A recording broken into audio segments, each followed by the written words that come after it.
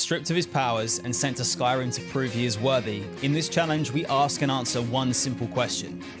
Can you beat Skyrim as Thor?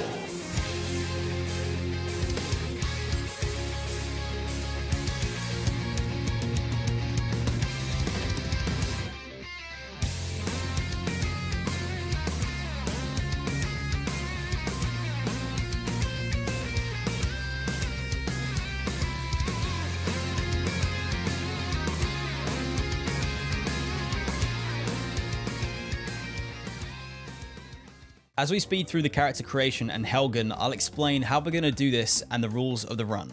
For starters, I'm not going to use a mod to bring a model of Thor into Skyrim. I think I'll do a pretty good job of recreating the long-haired version of him, but with a touch of the war paint stuff from Ragnarok using the base game options. However, we are going to use 2 mods with the links in description to bring Thor's armor and weapons into Skyrim. I don't start with them and I won't be using any cheats to acquire them any easier. This is a journey about recovering our powers and saving Skyrim, hopefully. For the beginning of the game, we're going to be on a depth difficulty and I will switch to legendary once I acquire any form of Thor's arsenal. After that, I can't change the difficulty back. I'm also unable to use any healing spells or weapons that Thor hasn't used in any of the MCU films before, unless it's to progress a puzzle that I can't solve without doing so. The reason for the easier start is that the last time I actually played Skyrim was within 2 years of its release, so it's been a while and I will and do struggle with basic enemies, buttons and quests, so grab yourself a drink and some snacks because I get my ass whooped a lot on this journey. So without further ado, let's go save Skyrim. I managed to escape Helgen and the dragon, along the way obtaining the powers of lightning, albeit a little weaker than the usual Thor levels, as well as equipping some armor that will do for now and a one-handed axe that should come in handy. The first order of business is to get more supplies. Apparently, Raloph's sister in Riverwood should be able to help us out and the town is nearby. I arrive in Riverwood and Gerda doesn't believe that we have just escaped a dragon or that we're friends with her brother. Fortunately, Ralof turns up at the perfect moment. I intrude on a brief family reunion and then politely take Gerda for everything she has in exchange for agreeing to bring news of the dragon attack to the Jarl of Whiterun. Now I could feel a strange but familiar sensation drawing me in that direction anyway, so this feels like it's the right way to go. On the way to Whiterun, I encounter fellow heroes in a battle with a giant and help them take care of business. Giant slain and the legend of Thor growing, I head into town and seek out the Jarl whilst displaying how awful I am at basic character movement. Once inside Dragonreach, I bring the news of the dragon attack, hoping that I'll be rewarded generously for my good deed and receive literally the same trash I'm currently wearing. The Jarl has another quest that he wants to talk to me about with his court wizard advisor guy, but I can't help but notice that it looks like his guards have been drinking on duty. It turns out that the Jarl's wizard bloke wants me to do a fetch quest. When I say fetch, I really mean delve into a dangerous ruin in search of an ancient stone tablet that may or may not actually be there. With the Jarl's promise of great rewards, I begin to make my way toward the ruin and feel the familiar pull sensation nearby that I mentioned before, so I decide to make my way towards that first. On the journey, I test out my current powers against a few lowly creatures and the odd giant that proves that not only am I still bad at Skyrim, not only are we not even close to being the mighty Thor, but that I am also not going to do well once we bump the difficulty up. Eventually, I reach this mountainside with a beam of light beckoning me toward it. I race up to the light and bask in the glow of Mjolnir. I won't lie to you, I was excited to equip the mighty hammer and start using its powers. So excited that despite reading how they work, I still failed miserably at testing them out. Eventually, I got the hang of it, but I didn't really understand them until much further into the run. The key things to note are that whilst wielding Mjolnir, I am granted a few abilities. Storm Summon, exactly how it sounds. I use it like a shout with very little to no cooldown that summons a storm. It strikes enemies and unfortunately nearby allies for huge damage and stuns them. You'll get to see some allies suffering from this later.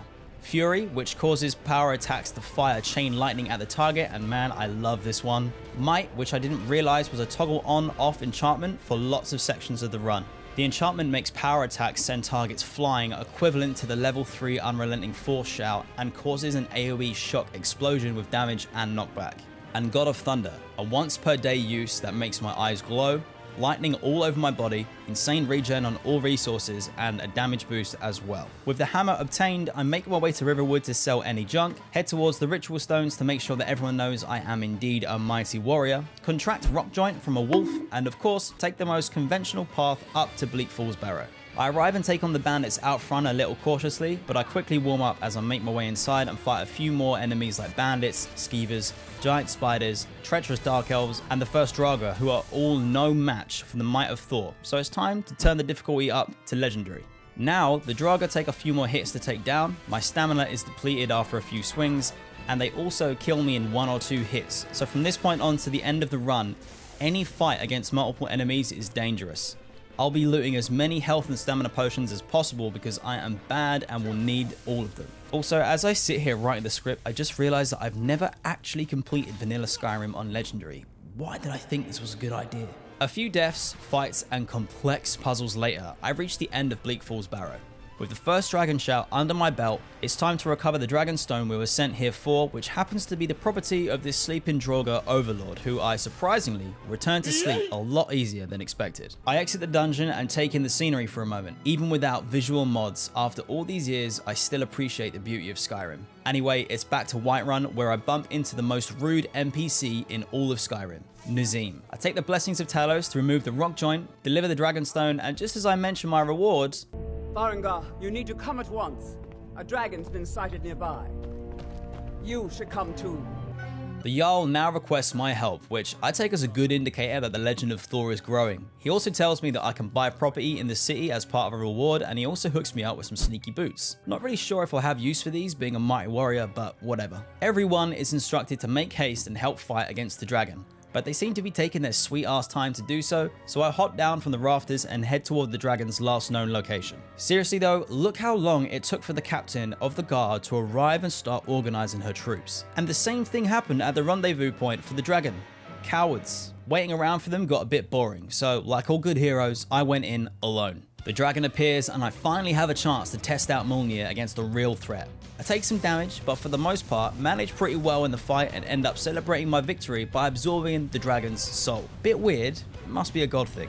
So it's off back to Whiterun so I can tell the Jarl the good news, get some rewards and relax with a mug of ale. But on the way, a foul voice is on the air as I hear Saruman up to his usual shenanigans. Apparently, the Jarl and everyone else heard it too. Because I absorbed the dragon's soul, I've now been summoned by a group of old blokes named the Greybeards to their home at the top of some big ass mountain. It seems I can't catch a break. The ale would have to wait. You there. You're the one they call Dragonborn.